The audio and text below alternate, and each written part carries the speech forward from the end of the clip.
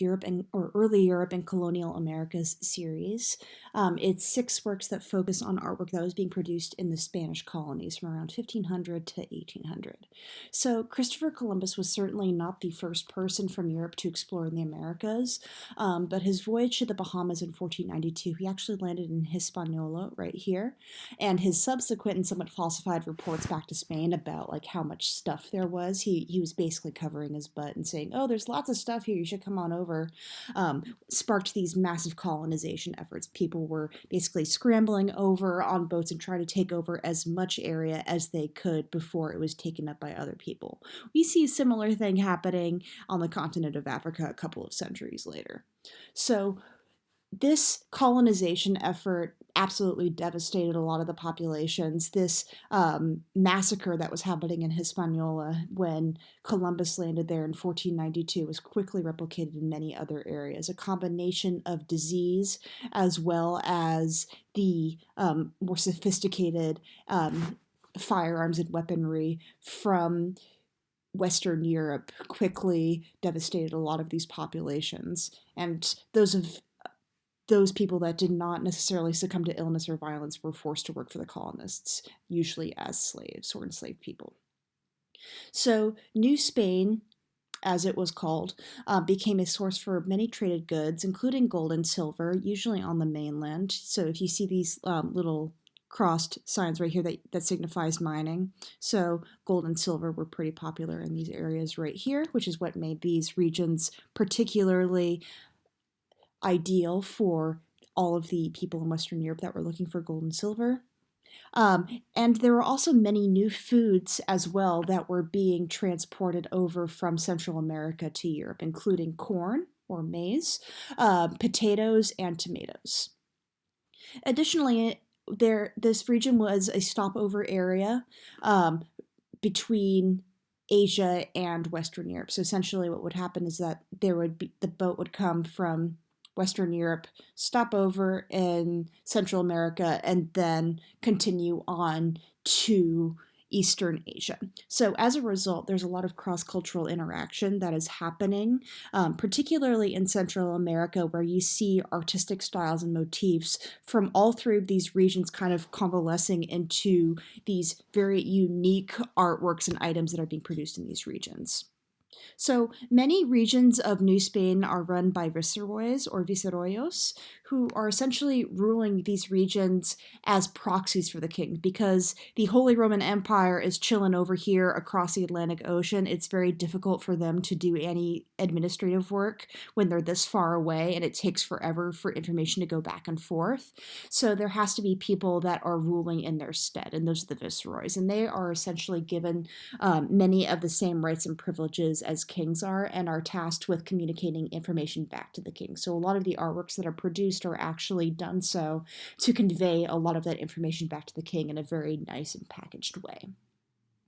So things continued on in colonies for quite some time, and then eventually the Napoleonic Wars inspired many colonies to seek independence in the early 1800s. So the Spanish were certainly not the only colonial presence in the Americas. We, of course, have the Portuguese, which is one of the reasons that the majority of modern-day Brazil, that these populations speaks Portuguese. We, of course, also have Haiti, which speaks primarily French.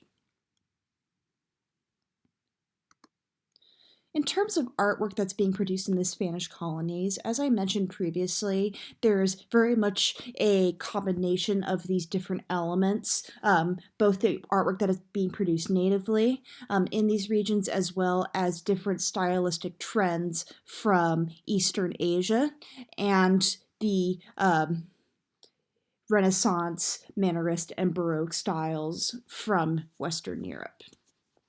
Of course, we have a lot of work that is also inspired by and or commissioned for the Roman Catholic Church, and oftentimes this work was completed by native artists. So because of this native influence that is happening, you will oftentimes see artwork that is reflected in more native styles. So this is a work from the Codex Mendoza right here, and this is representing some items from a tribute that were being given over by one community that was kind of subservient to the other. This was basically the items that were given to the Aztecs as a bribe, like, please don't kill us, we'll continue to give us stuff.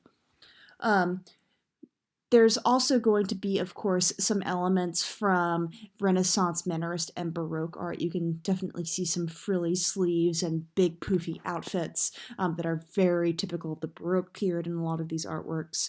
We're also seeing materials that are coming from Eastern Asia that were not really seen in these regions before, particularly ivory, silk, and the medium of the folding screen.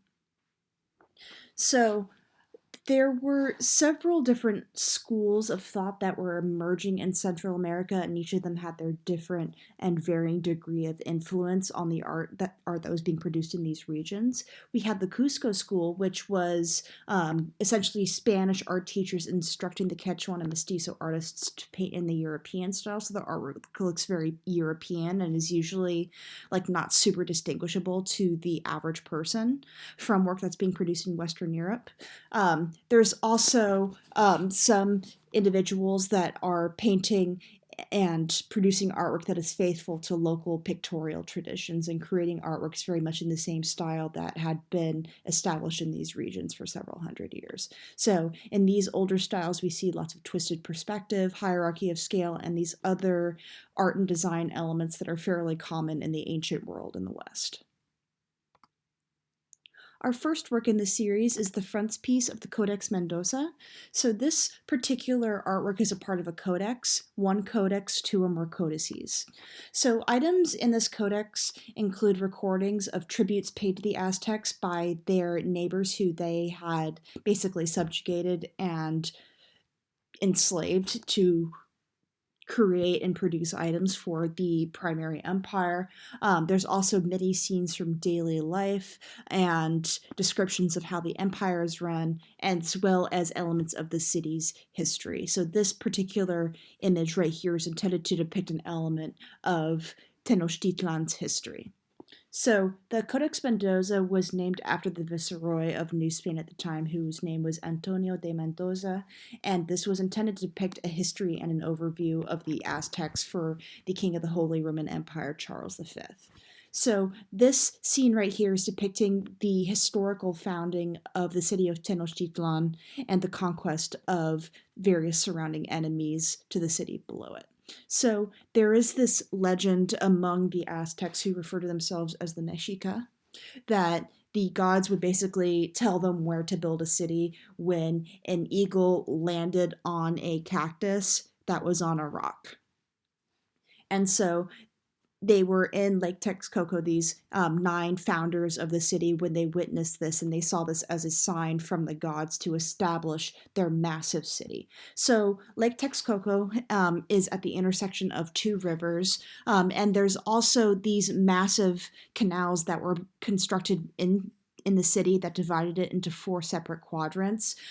This 4-part arrangement was very reflective of the Aztecs' perception of the universe. They thought of things as being aligned with the 4 cardinal directions, north, east, south, and west, and that this was basically like a universal order. So the Aztecs very much saw Tenochtitlan as the center of their universe, and they wanted the topography of the city to reflect that. So what essentially went into this is that the viceroys told the artists to tell the locals to basically describe their history and what was happening and how the city was founded, so that this information could get back to Charles V. And so the Aztecs communicated their information in these kind of hieroglyphic pictograms, like this was their written language right here. And it is theorized that there was somebody who was fluent in the language that then went in and captioned all of the diagrams in Spanish to kind of signify like what were the important parts of this image that should be transmitted back to the king, who obviously can't understand Aztec pictograms. So you can see a couple of labels. You can see Tenochtitlan labeled here. Typically the city is represented by this shield with 7 circles on it. And then on the bottom we can see warriors bearing shields with this same emblem on them, subjugating enemies with shields that have different emblems on them. And there's like the symbol of of a temple back here, and it's kind of burning. So this is kind of like the subjugation of these enemies. And you'll notice that the enemies are a lot smaller, so they're using this hierarchy of scale to show the superiority of the Aztecs in this particular case. So there's also 10 figures that are depicted inside of the boundaries of the city. So these are representing the 9 historical founders. There's also a man right here who is essentially the priest. He is the one who is associated with the rituals and the religion. He is one of the individuals that is important culturally because he is ensuring that the gods are happy and that the appropriate arrangements are being made to make them happy. There's also some food crop items sprinkled throughout, and these are representing the agricultural prosperity of the city. Tenochtitlan was built on top of a lake, and there were these really ingenious floating gardens that were constructed on the top of the lake that were naturally irrigated, and they could grow a multitude of different crops right on the lake without having to invest a lot of time and energy in like more artificial irrigation systems. And this is one of the reasons that this particular empire grew so large and was so successful. So you've probably seen this motif before of the eagle landing on a cactus. This is actually a symbol that is still on Mexico's flag today. So it's this kind of enduring symbol. Our next work is Angel with an Arquebus, or Asiel Timor Dei. Yep, it's an angel with a gun. Art history is wild. So the inscription Asiel Timor Dei means Asiel fears God. Typically, you can recognize an angel by the use of an IEL at the end of their name. So we have like Gabriel, for example. So interestingly, depictions of angels in Western Europe were not particularly popular after the 1500s. They were kind of, there was kind of a prohibition that was instilled, and there were only, I believe, 3 angels that were allowed to be depicted and named pictorially in art. However, by the time that mandate got to people in the Americas, they were like, we're just going to continue doing what we're doing because we've already done it for so long. So they didn't really follow this prohibition. So you see lots of images of angels in the Americas that you're not seeing in Europe. So you'll notice that this figure is in this very rich and elaborate costuming, and there's these very like shimmering, billowing fabrics and the use of golden thread. And then the figure, of course, is also indicating some sort of divinity in the fact that he has wings. So it is very possible that these sorts of winged figures were bearing the influence of angels from Western art and culture. But there's also several winged deities in pre-Columbian art. So these characters that are associated with local traditions that might have contributed and influenced these kinds of images that were popping up in the Americas at this point in time.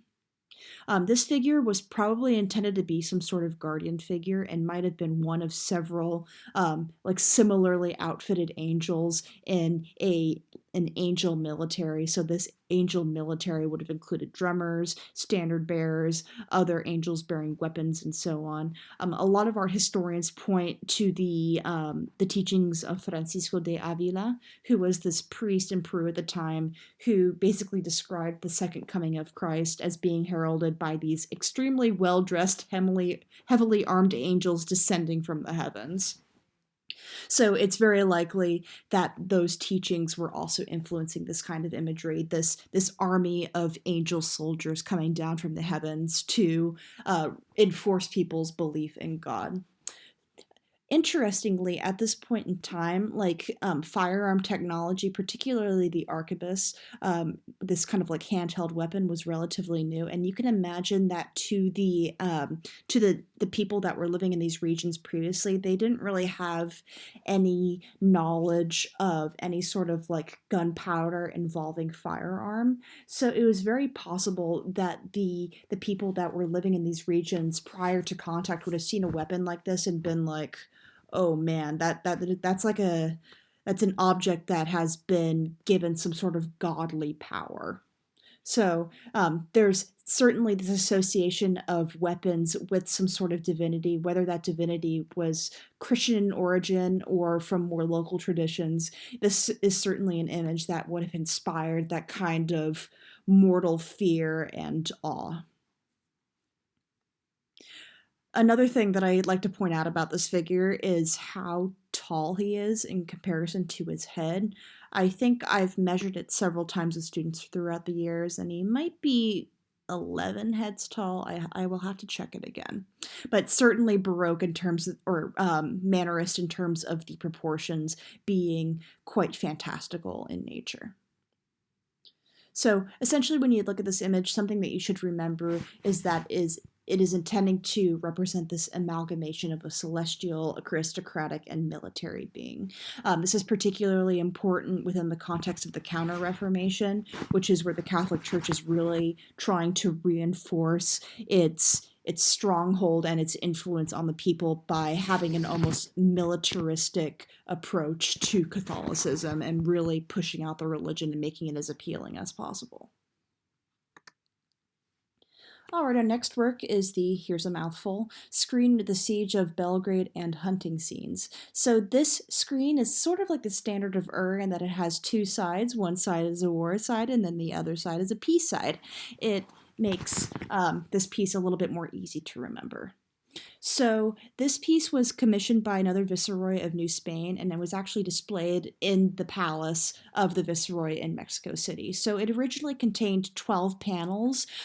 6 of them are in Mexico, and then the other 6 are in Brooklyn for some reason. So this particular work combines 2 different distinct artistic trends. One is biombos, which is a folding freestanding screen, which is this technique that likely originated from East Asia, and then enconchados, which is a word that means objects that are covered in shells, which is a shell inlay technique that was inspired by Asian lacquer work. So essentially what that is that you cut pieces of mother of pearl, which is the shiny inside of the shell, into shapes, and then you're inlaying it into a box and you're covering the rest with lacquer to kind of set it into that spot. So this is the only known work where those 2 different kinds of methods are combined. So, of course, on one side, we have the war scene right here. A lot of art historians have noted that this particular scene is very likely copied directly from a series of prints that was produced in Northern Europe several years previously that depicted the Great Turkish War and the success of the Holy Roman Empire over the Ottoman Empire. So at this point in time, engravings were very commonly used to convey information about historical events as well as produce propaganda. As you can imagine, people in power love to produce images that really cement their power, so it really would have been to the Habsburgs' advantage to create images that were showing their power and their influence over their neighbors and their enemies. So the scene was really intended to affirm the Spanish Habsburg power and to convey to people like this is a power that is here now and is here to stay. It is an enduring presence that is not going to be going away anytime soon. So the Habsburgs should be a familiar name to you. This is the same Spanish royal family that is hiring the likes of Diego Velázquez and commissioning those portraits of babies in dresses. There's a hunting scene on the reversed side of this piece right here, and this is what it looks like. You'll notice that the scene is less chaotic and it's more natural. There's certainly a lot more vegetation and greenery in this image. And it's a lot more peaceful. You're not really seeing any war or conflict, whereas this side is you're pretty much seeing the entire scene embroiled in chaos and all these figures that are overlapping each other. So this scene would have definitely been used to face a more private side of the residence, basically to separate a more public space from a private space, and to be something that was a little bit more domestic and calm for when you didn't have people over and you didn't really need to convince them that you like, hey, we're in power. It's like, no, everybody's gone home. We can kind of chill out now. So you notice that on the border there are these flower motifs. So this is where a lot of the enconchados are. And here is a close-up zooming in. So a lot of this this imagery right here is actually pieces of shell that have been cut and then placed into a lacquer, which is sort of like a thick sap. All right, we're also seeing the use of enconchados in this image right here, which is oftentimes referred to as the Virgin of Guadalupe. So this image is particularly common in Central America at this time, and you've probably seen La Tilma in lots of other places as well, especially given that Osha is in the middle of Santa Ana. So the Guadalupe event has become sort of this cult event, particularly in Mexico, and she's kind of become like an unofficial patron saint of Mexico, usually because she is said to like arrive and help people during things like natural disasters and calamities and so on. So this particular image shows La Tilma, like this image that like supposedly appeared miraculously of the Virgin Mary, as well as the narrative of how La Tilma came to be. So to kind of give you the rundown, Mary was said to have appeared on a sacred hill containing the shrine of an Aztec goddess and told a convert named Juan Diego to tell an archbishop to build a sanctuary on it and basically say, like, I am here now. Like, this is a metaphor for abandoning your old religion and accepting Catholicism. So Mary then supposedly made the hilltop bloom in flowers, and then Juan Diego brought the flowers to the archbishop, and La Tilma, or the image of the Virgin, appeared in his tunic, and everyone was like, oh, it's a miracle. So, and this is the image that appeared right here of Mary wearing a crown, and then she is usually enrobed in some sort of cloak. In a lot of images, it's a blue cloak, which is something that we typically associate with Mary. In this particular case, there's the shell inlay, which is using the enconchados technique to make it very shiny. And then typically she is also standing on a crescent moon, and there is a crown with 12 stars surrounding it. So the Virgin of Guadalupe, as I mentioned, has become particularly famous in Mexico. You've probably seen images within Santa Ana, like in murals, and oftentimes in like those little drugstore candles. She's a very popular and common motif, particularly in Mexican culture. You also see another symbol of Mexico in this image right here of that eagle landing on top of the cactus, which we also saw in the frontispiece of the Codex Mendoza.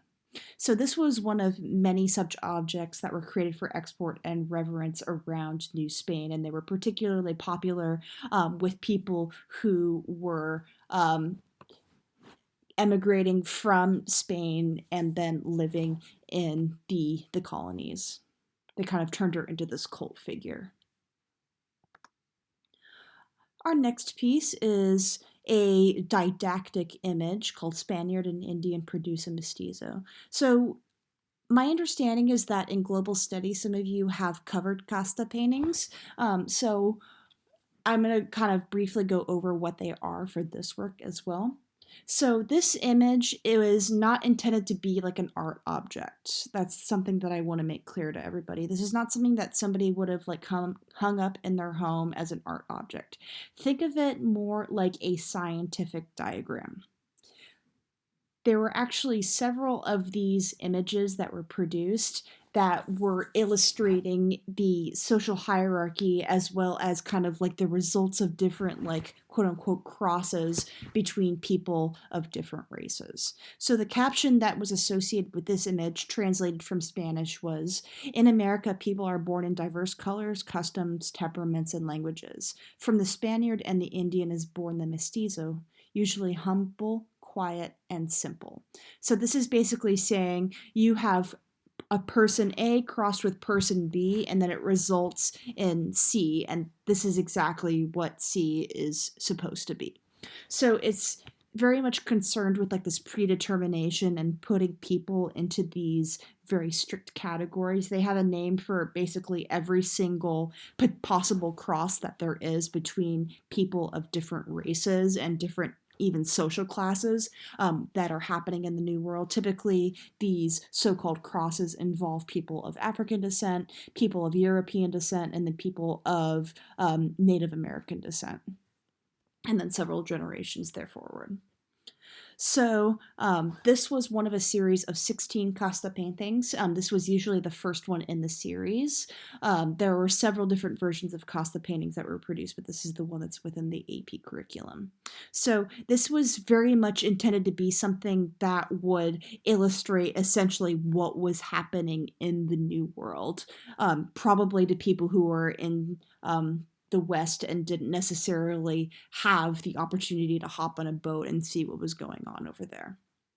So a lot of this imagery was credited with creating a lot of kind of like racial tension, as well as hysteria, as well as a lot of kind of like unfounded fears about, oh, that like people are crossbreeding, like this is whatever, like people had their different opinions about it, but oftentimes the narrative around these images was that the Spaniards were doing a good thing. They were going over and civilizing, quote unquote, the inferior races by gifting them with their superior blood. So there was this notion that Spanish blood imbues one with the authority and the power to unify races and to civilize people, essentially. This was heavily inspired by Enlightenment thought at the time. You'll notice that this piece is in 1715. This is around the point in time when we're starting to see a lot of rhetoric from people who are trying to place humans into racial categories and then basically saying, oh, like Europeans' heads are the largest, therefore they must be the smartest, and they're trying to create data to suggest that Europeans are scientifically the best, and because of that they basically have a right to enslave other people, or they have the right to colonize them and to basically say, oh, we're doing you a favor. So this is one of the things that is fueling the scientific racism of the time and would lay the foundations for a lot of this like really nasty, problematic eugenics stuff that would happen in the ensuing decades. So in this particular case, like you can see the didacticness of this image. At second glance, you're like, okay, it's intended to kind of demonstrate and teach something. We have the Spaniard on one side, and then we have the Indian lady on one side, and then they are gesturing towards their mestizo child right here. This is a servant who is carrying the child. So you can see that the figures are looking towards the child and gesturing towards her with their hands, and they're kind of like demonstrating like this is the result. And it, like, interestingly as well, the child is between the parents to show kind of like this plus this equals this.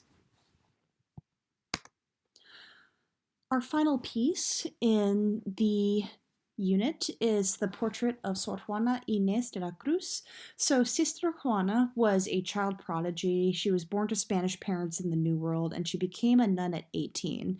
One of the reasons that she was so famous at her point in time is that she was extremely studious. She started reading at a very young age, and people tended to be quite skeptical of her because they're like, oh, a woman reading? How dare. She was also of kind of like, people weren't quite sure who her father was, so they were kind of like, oh, she's a bastard child, like therefore she can't possibly get anywhere in life. But she proved everybody wrong, and she like blew away this entire board of people that were trying to basically get her out of not being an influential person. So she became a nun because that was essentially what allowed her to continue reading and writing to the degree that she did.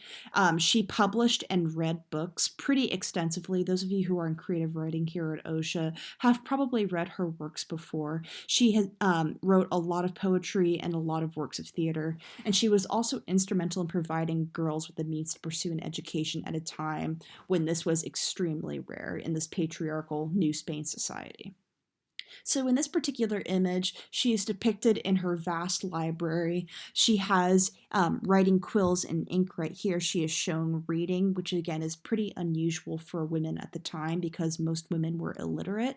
And in fact, like most people were still quite illiterate at this point in time. And then she has this vast library behind her. And then there's various symbols of both her faith and her learning. So, for one thing, she has her rosary beads right here, the image of the cross. She is in her nun's habit right here. And then there's also this image called Niscudo, which is this framed oval painting that is a part of her nun's habit, which is basically like this hood and part of her uniform. So, this was one of many such portraits that were painted from a kind of like model that was produced during Sor Juana's lifetime, and lots of these paintings were mass produced and then sold to her admirers after her death. So she kind of became not quite a cult figure, but she was very admired during her life and then kind of fell out of favor. And then after she died, people started to really appreciate her again and would oftentimes commission images like this to show their appreciation of her.